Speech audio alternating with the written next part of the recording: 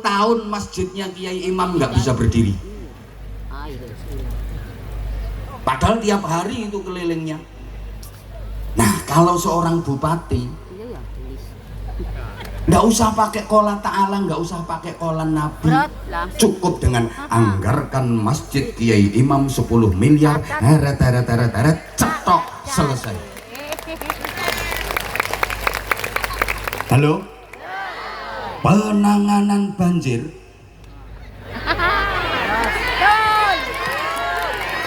nah itu kalau ketua RT, ketua RW yang urunan 100 tahun nggak selesai, betul? Tapi kalau bupati yang mengusulkan sudah dianggarkan 270 miliar. Nah ini pentingnya milih bupati yang baik seperti itu. Tuh ini ditambahi apa enggak ya ini nanti? Iya, pentingnya udah. Ibu Bupati tenang, udah dipikirin sama Mas Asep, tenang. Allahumma sholli ala Muhammad. Ada hal yang kiai nggak mampu, yang mampu polisi. Toh, ayo, ada pemuda mabuk 20 orang, mabuk udah pada pegang botol semua. Geliyung, terus seorang kiai datang ngasih nasihat. Haram itu. Qala Allah Ta'ala fi kitabihil karim. Innamal khamru wal maisiru wal ansabu wal azlamu rijsum min amali syaitan fajtanibuh. Kira-kira yang mabuk bubar apa kiainya dilempar botol? Iya, kiainya dilempar botol. Wong itu bukan wilayahnya kiai. Tapi kalau anak buahnya Pak Kapolres yang datang, 2 orang saja, nggak usah tinggi-tinggi pangkatnya, brigadir ae, sing pangkatnya rengget-rengget itu.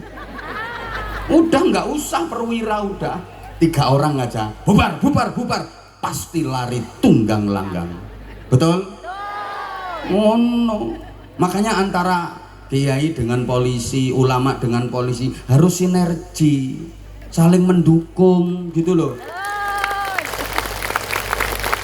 Ulama juga membantu kepolisian untuk Kamtibmas, keliling terus memberi pembinaan moral ke masyarakat, membangun karakter masyarakat sehingga meminimalisir tindak pidana, meminimalisir kejahatan. Yang tadinya mau nakal, mau berbuat kejahatan, mau kriminal, nggak jadi karena dibimbing sama para kiai, para ulama. Nah, kalau misalnya kiai ulama itu nggak mau membimbing umat, yakin anggota polisi kewalahan, anggota Polres Brebes ini cuma berapa? 300 ada dan 600, padahal orang Brebes yang nakal berapa jumlahnya? Banyak. Ayo, apa ndak kewalahan polisi? Kewalahan. Maka dibantu sama kiai-kiai sehingga Kapolres kalau ketemu kiai ya harus ngerti lah. Tugasnya diringankan kok. Lu coba kalau kiai-kiai ngambek nggak mau ngasih pembinaan moral ke masyarakat, pasti Kapolresnya kewalahan. Ya kalau Brebes nggak kondusif, banyak kejahatan, ayo turun dia, malah bisa-bisa demosi, geser kemana saja itu. Nah ini dibantu lah, kiai juga harus terima kasih sama polisi. Ngaji kayak gini bisa tertib aman, kenapa? Kondusif, siapa yang mengamankan? Polisi. Apa bisa bikin acara sebesar ini kalau situasinya nggak aman? Siapa yang mengamankan? Polisi. Terima kasih, saya juga kemana-mana didampingi. Kalau misalnya saya nggak dikawal sama polisi, boleh jadi saya sering telat hadir di acara pengajian. Mungkin di perjalanan macet, mungkin ada hambatan apa-apa, tapi karena lancar dikawal sampai lokasi. Terima kasih komandan, matur suwun. Jadi nanti ulama-ulama, kiai-kiai itu masuk surga, yang ngawal juga polisi. Polisinya ngawal, habis ngawal polisi keluar lagi. Lah ngawal kok, pengawal mau ikut masuk, keluar, cuman nganter. Loh, cuman maksudnya dia keluar itu mau nyari ulama yang lain, dikawal. Ulamanya masuk, polisinya keluar lagi. Jemput kiai yang lain. Kiainya masuk, polisinya keluar lagi. Nah, terus pintu surga tutup, polisinya nggak bisa masuk. Ngasih temen ya.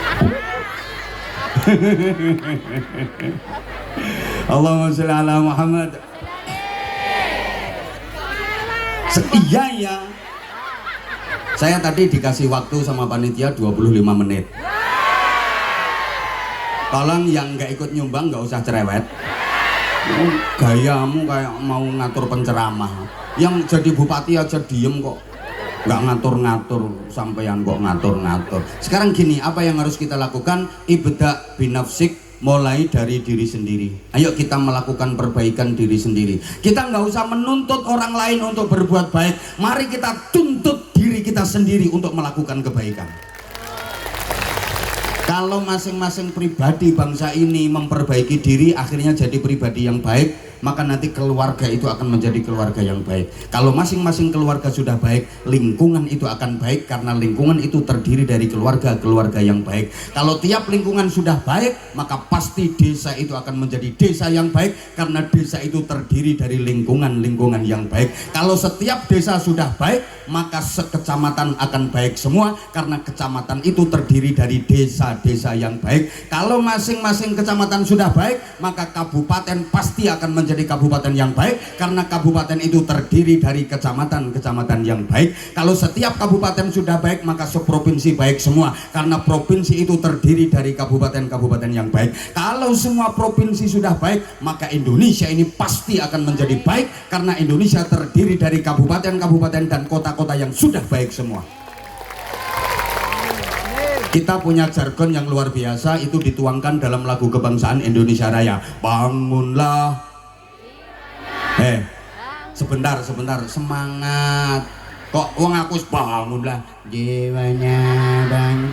Lah kalau pejuang dulu kayak sampean, Indonesia nggak merdeka. Semangat. Bangunlah. Bangunlah.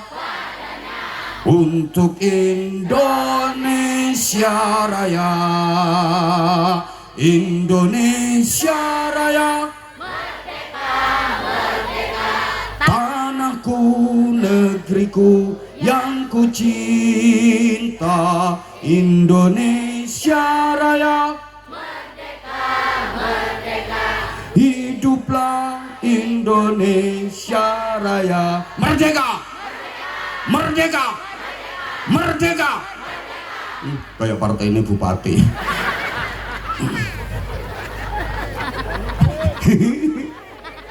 Allahumma sholli ala Muhammad. Bangunlah jiwanya, bangunlah jiwanya itu artinya pembangunan rohani, mental, spiritual, pembangunan moral, pembangunan karakter, pembangunan akhlak. Bangunlah badannya, nah itu pembangunan material, pembangunan sarana prasarana infrastruktur. Oke, singkat-singkat saja karena waktunya tinggal 5 menit. Untuk bangunan, nggak usah rewel. Kalau pengen lama gampang, rumahmu mana? Nanti aku mampir situ tak ceritain sendiri sampai tengah malam. Kalau untuk bangunlah badannya, pembangunan sarana prasarana infrastruktur Indonesia ini udah bagus. Brebes udah bagus, luar biasa. Tepuk tangan untuk Brebes. Saya pikir Brebes udah bagus lah. Sarana prasarana infrastruktur udah bagus. Bangunlah badannya, rasa-rasanya Indonesia nggak kurang kok. Sandang, pangan, papan, kendaraan, anggaran, pendapatan, udah nggak ada yang kurang. Nyari orang yang benar-benar miskin di Indonesia sekarang ini susah. Yang benar-benar miskin loh. Kalau ada orang ngaku nggak punya uang, itu bukan karena nggak punya, tapi karena kurang gitu aja. Betul? Betul? Kalau dulu iya makan susah. Sekarang mana ada orang yang susah makan? Pengen tahu aku. Wong gemuk-gemuknya kayak gitu.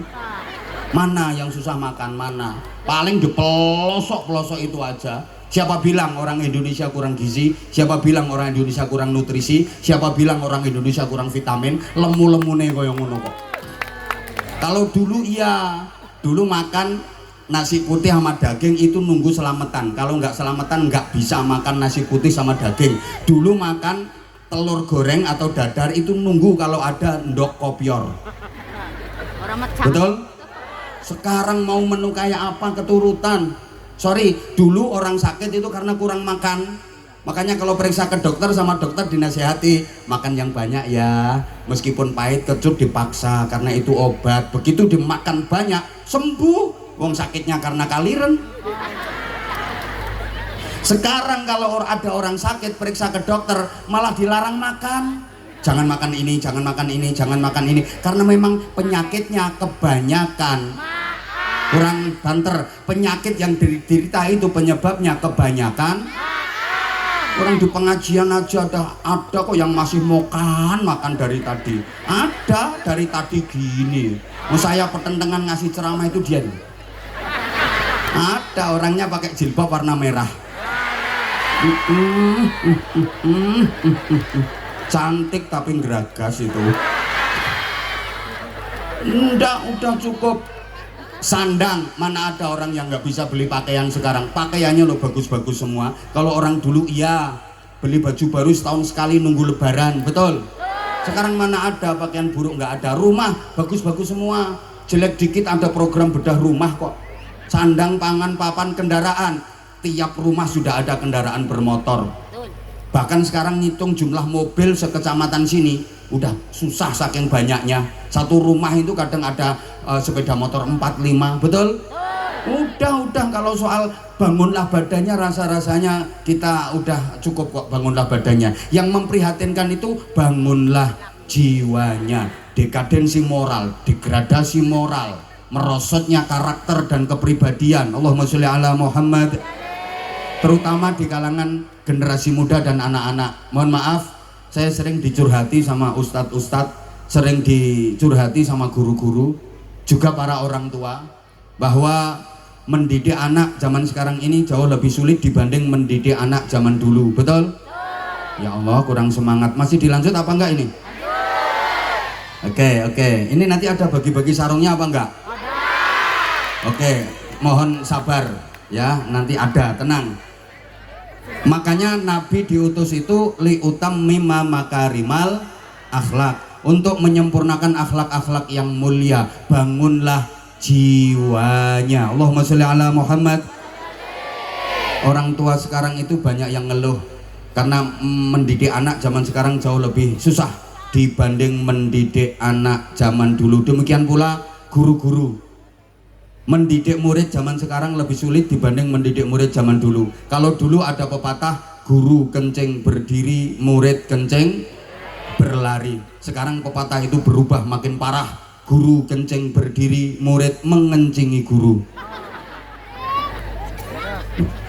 Sekarang banyak anak-anak yang terlahir dari orang tua yang sebenarnya belum siap menjadi orang tua. Belum siap mendidik anak, belum siap membimbing anak, tapi sudah kendel-kendel mana. Maka mental anak-anak kita itu sekarang banyak yang lemah. Maaf banget, di rumah tidak mendapatkan pendidikan yang standar dari orang tuanya, sementara di sekolahan dididik sama gurunya, seringkali orang tuanya tidak terima karena pendidikan gurunya di sekolahan dianggap keras. Dididik di madrasah diniyah, di TPQ, di pondok pesantren, seringkali orang tuanya tidak terima karena dianggap pendidikannya terlalu keras. Maaf banget, kalau dulu ada anak di sekolahan nakal, memang dia nakal, terus dipukul pakai penggaris sama gurunya, ceples, nangis, pulang ngadu ke bapaknya. Bapak zaman dulu diaduin anak, bapak aku dipukul pak guru. Kira-kira bapaknya belain anak apa bela gurunya? Kalau bapak zaman dulu bela guru, ngambil pukul yang lebih gede. Ayo kembali ke sekolah apa enggak? Kembali ke sekolah apa enggak? Tak pukulin sendiri. Anak lari, yo lari. Sampai sekolahan, bapaknya ngikutin, nemuin gurunya. Terima kasih pak guru, anak saya dididik dengan baik. Coba kalau sekarang ada anak di sekolahan memang nakal, diajar sama bu guru perempuan, itu roknya disingkapi terus. Terus sama gurunya dijewer telinganya, sama dijendul kepalanya, dul, nangis pulang nyampe rumah ngadu ke bapaknya, bapak saya ditempeleng pak guru, padahal cuma dijendul. Bapak zaman sekarang bela guru apa bela anaknya? Gurunya dilabrak kok. Mana gurunya? Macem-macem berani nyentuh anakku. Aku orang tuanya aja nggak pernah nyentuh anak. Lah ini bapak model apa nggak pernah nyentuh anak?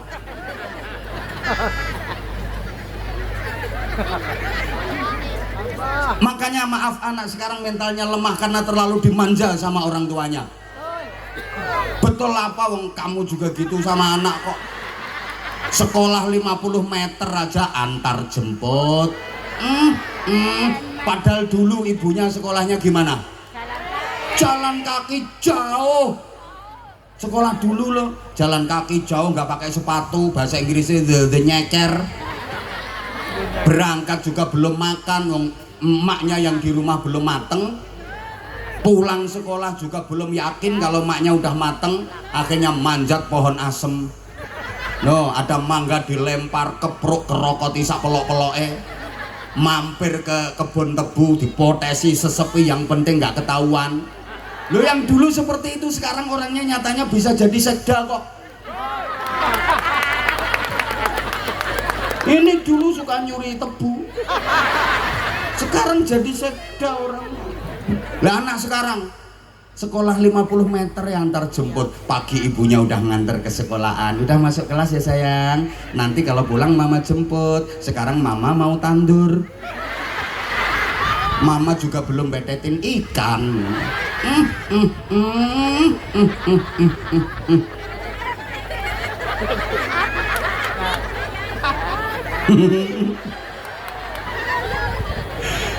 Allahumma sholli ala Muhammad. Nah, ini penting ya, ini penting saya sampaikan karena mohon maaf banget, anak manusia itu beda dengan anak binatang. Kalau anak binatang yang penting bangunlah badannya, selesai. Anak binatang ini asal kasih makan banyak, kenyang, beres. Anak kambing namanya apa? Cemeng. Asal dikasih makan banyak, kenyang, mesti gede, mesti gemuk. Dewasanya dijamin bisa jadi kambing yang baik menurut pri kekambingan. Anak sapi namanya? Nah, itu asal dikasih makan banyak, kenyang, mesti dia besar, gemuk, dewasanya dijamin bisa jadi sapi yang baik menurut pri kesapian. Anak kebo itu gudel, asal dikasih makan yang banyak, kenyang, pasti besar, gemuk, dewasanya dijamin jadi kebo yang baik menurut pri kekebuan. Tapi anak manusia kalau hanya sekedar bangunlah badannya, dikasih makan banyak, memang kenyang, memang bisa besar, bisa gemuk, tapi dewasanya belum tentu bisa jadi manusia yang baik menurut pri kemanusiaan. Maaf, anak ayam itu namanya kutuk, perempuan apa? Pitik, ya. Anak ayam namanya pitik. Kecil, perempuan, dikasih makan banyak, gemuk, jadi perawan pitik. Terus diperkosa jago 5. Jadi masalah apa enggak? Jadi kasus apa enggak? Bisa masuk ke ranah hukum apa enggak? Bisa dilaporkan polisi apa enggak? Enggak ada urusan dalam dunia perpitian internasional. Meskipun diperkosa jago 5, mama pitik nyantai. Waktu bertelur tetap ikhlas, waktu mengeram tetap khusyuk. Telur 12 netas semua, nggak stres. Anak dididik baik sesuai fitrah kepitian. Begitu gede, yang betina bisa jadi babon hebat, yang jantan bisa jadi jago gagah. Mama pitik sukses mendidik anak-anaknya tanpa merepotkan neneknya. Makanya nggak ada nenek pitik ngomong cucu, itu nggak ada. Nah sekarang kalau anaknya orang mana ini? Karangmalang, bayi perempuan dikasih makan banyak, gede jadi perawan, terus diperkosa. Diperkosa orang 5, jadi masalah apa enggak? Kasus apa enggak? Maka beda anak manusia dengan anak binatang. Sehingga kalau anak manusia enggak cukup bangunlah badannya. Semangat posyandu memang penting, itu bangunlah badannya. Ada lagunya kok. Aku anak sehat karena ibuku, semasa aku bayi selalu diberi ASI, makanan bergizi dan berat badanku. Nah, ini anakan pitik. Kalau berat badan ditimbang selalu, ini anakan pitik. Yang penting kan gemuk, ditimbang berat, dijual untung. Ya kalau anak manusia yang nggak cukup berat badanku ditimbang selalu, harus ilmu, iman, takwa, akhlakku dibimbing selalu. Allahumma sholli ala Muhammad. Makanya tolong ibu-ibu kalau ngajari nyanyi anak itu lagu yang ada nilai edukasinya, jangan asal lagu. Kadang anak masih kecil diajari jahat, serong ke kiri, serong ke kanan. Coba, anak masih kecil diajari serong coba. Habis serong tralalalala, gembira banget. Nanti dewasanya jadi tukang serong anak. Loh, pendidikan dasar dalam Islam itu ihdinas siratal mustaqim, jalan yang lurus. Lah kok diajari serong ke kiri, serong, gak bener. Ada lagi kadang masih bayi sambil dipangku mamanya terus diajari nyanyi tepuk ame ame belalang kupu kupu siang makan nasi pembohongan. Ya bayi seluruh dunia itu siang malam yang mimik susu sama. Dimanapun siang malam mimik susu. Kalau siang makan nasi, malam neritik nyari susu itu siapa? Bayi tuwek itu. Anak kecil lo diajari bohong. Lo kalau suka sama nadanya dirubah liriknya. Tepuk ame ame belalang kupu kupu besok jadi kiai, sekarang mondok dulu. Tepuk ame ame belalang kupu kupu besok jadi bunyai, sekarang ngaji dulu. Keren. Tepuk ame ame belalang kupu kupu besok jadi direksi, sekarang kuliah dulu. Apik. Kok ame ame belalang kupu kupu sekarang jadi bupati, makanya nyangoni aku. Jadi itu ya kan dikait-kaitkan sama lagunya. Insya Allah aman, insya Allah aman, insya Allah. Allahumma sholli ala Muhammad. Allahumma sholli ala Muhammad. Makanya anak kita harus dibekali dengan ilmu dan akhlak. Yang membedakan manusia dari binatang itu adalah ilmu. Kalau hidupnya binatang nggak usah ilmu, otomatis dia. Tapi kalau manusia hidupnya harus didasari dengan ilmu. Manusia jadi mulia melebihi binatang itu karena ilmu. Sehingga logikanya begini, tidak ada yang sulit dalam hidup ini. Yang ada adalah ketiadaan ilmu. Oke, saya ulang, nanti tolong dibikin status. Ya bikin status itu yang bagus-bagus gitu loh. Masa status kok galau tingkat dewa? Ya uripmu galau terus. Statusnya doa itu gini, tidak ada yang sulit dalam hidup ini. Yang ada adalah ketiadaan ilmu. Kenapa hidupmu sulit? Karena kamu nggak ada ilmunya. Kenapa hidupmu susah? Karena kamu nggak punya ilmunya. Kenapa hidupmu sengsara menderita? Karena kamu nggak bisa ilmunya. Asal ada ilmunya, hidup ini nggak bakal sulit, nggak bakal susah, nggak bakal menderita. Yang ada adalah bahagia.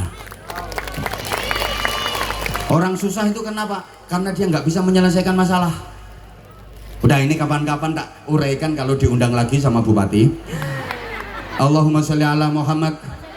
Oke, saya ikut titip anak-anak kita, generasi muda, mereka yang menentukan bagaimana Islam 30 tahun ke depan, bagaimana Indonesia 40-50 tahun ke depan. Jawabannya adalah anak-anak kita. Betul? Bekali mereka setidaknya dengan 3 ilmu. 1, ilmu dini, ilmu syar'i atau ilmu agami. 2, ilmu profesi. 3, ilmu kreasi. Udah 3 aja, nggak usah banyak-banyak. Ilmu dini didapat melalui ngaji. Jangan sampai anak-anaknya yang agamanya Islam ya ini, tanpa mengurangi rasa hormat kita untuk saudara kita yang agamanya lain, jangan sampai anaknya tidak ngaji. Ilmu profesi didapat melalui sekolah formal, mulai tingkat dasar sampai tingkat paling tinggi. Ilmu kreasi didapat melalui proses kehidupan. Dengan ilmu dini, dengan ilmu agami, manusia jadi takwa. Dengan ilmu profesi, manusia jadi cerdas. Dengan ilmu kreasi, manusia jadi terampil. Ilmu agami menghidupkan hati, ilmu profesi menghidupkan otak, ilmu kreasi menghidupkan otot. Ilmu agami mensensitifkan hati sehingga jadi ahli zikir. Ilmu profesi mencerdaskan otak sehingga jadi ahli fikir. Ilmu kreasi memproduktifkan otot sehingga jadi ahli ikhtiar. Maka nanti anak-anak kita kolbiyah, akliyah, jasadiyah menyatu, raga, rasa, rasio berpadu. Jadi bisa olahraga, pinter olah rasio, pinter olah rasa. Jadi anak yang takwa, cerdas, terampil, sensitif, kreatif, produktif, ahli zikir, pinter mikir, mau nyopir, kalau punya musuh berani melintir. Halo? Dengan mengolah raga, maka para jamaah, anakmu bisa bekerja pakai otot, namanya kerja keras. Dengan mengolah rasa, anak-anak kita bisa kerja pakai otak, namanya kerja cerdas. Dengan mengolah rasa, mengolah rasio, anak-anak kita jadi cerdas, bisa kerja pakai otak. Dengan mengolah rasa, anak-anak kita jadi takwa sehingga bisa kerja dengan ikhlas. Kerja keras, kerja cerdas, kerja ikhlas, itulah kerja yang tuntas. Orang kalau kerja hanya pakai otot, kerja keras, hasilnya cuma pas. Tapi kalau mau ditambah kerja pakai otak, kerja cerdas, hasilnya lebih luas. Apalagi disempurnakan kerja pakai hati, kerja ikhlas, diberi hasil tak terbatas. Contoh, kalau kerja pakai otot, kerja keras, itu kayak binatang. Sapi, kerbau, itu kerja pakai otot, kerja keras. Ya, kuda disuruh narik dokar, bendi, sapi disuruh bajak di sawah, dia kerja pakai otot, kerja keras, hasilnya cuman pas. Manusia kalau kerja hanya mengandalkan otot, kerja keras, ya maaf, hasilnya hanya pas. Ya segitu-gitu aja. Tapi kalau mau kerja pakai otak, kerja cerdas, hasilnya lebih luas. Ini kerja profesi. Contoh dokter. Bu, kerja keras, ngangkat batu kali, batu gunung, gede-gede itu. Seharian, ratusan batu diangkat. Paling dapatnya maaf, 200.000, 300.000. Tapi kalau kerja cerdas, ngangkat batu kecil satu aja bisa dapat 200 juta. Yang diangkat batu ginjal, batu empedu. Dokter. Halo? Apalagi disempurnakan kerja pakai hati, namanya kerja ikhlas. Janji Allah diberi hasil yang tak terbatas. Contoh kiai. Lu nggak ada kiai ketakraan kerja keras, nyari bekicot, nyari kodok, nggak ada. Tapi lihat, semuanya dicukupi sama Allah karena kerja pakai hati.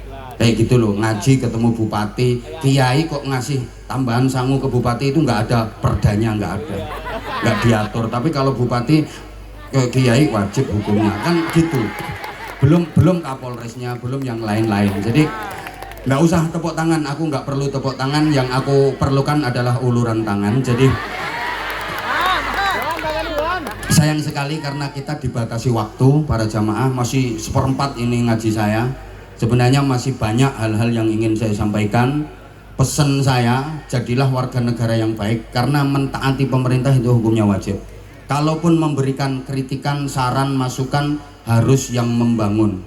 Wajib memang hukumnya memberi kritikan, saran, masukan. Tapi apapun alasannya, kalau menghina, mencaci maki, pakai kekerasan, anarkis, itu tidak dibenarkan. Paham nggih? Paham nggih? Nah iya harus begitu. Kemudian ayo kita menjadi pribadi-pribadi yang baik. Bahasa Jawanya ngerayangi gidoke dhewe-dhewe, metani awake dhewe-dhewe. Kita mulai perbaikan dari diri sendiri.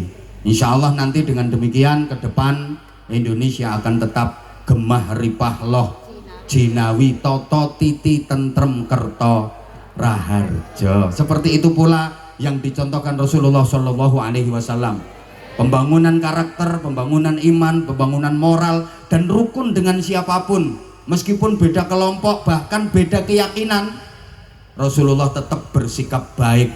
Bahkan dengan akhlak yang baik itu diharapkan mereka akan mengikuti kita karena kita bersikap baik. Ini insya Allah akan saya sampaikan dalam kesempatan yang lain. Kok pada diem? Lanjut, yo nanti ngundang lagi. Oke, sekarang saya tak bagi-bagi sarung cap. Oke, siapa ada apa enggak anak-anak? Mungkin sebentar. Oke, yang muslimat dulu, ibu muslimat dulu. Cukup di situ ibu, nanti mic-nya ke ibu. Mohon izin ibu sebentar ya. Oke, Mas operator ada mic yang wireless kalau bisa. Boleh dikasih mic ibunya? Iya, boleh dikasih mic ibunya. Ayo mas, ini sini mas. Kalau penyanyi kan banyak yang nyawer. Lah saya ceramah dari tadi lu tak tunggu gak ada yang nyawer. Padahal ada Dandim, ada Kapolres, diem semua dari tadi. Coba kalau misalnya penyanyi, Mas Asep yo nyawer. Halo? Ya Allah ya Karim. Top ibu, semangat. Oke, salam untuk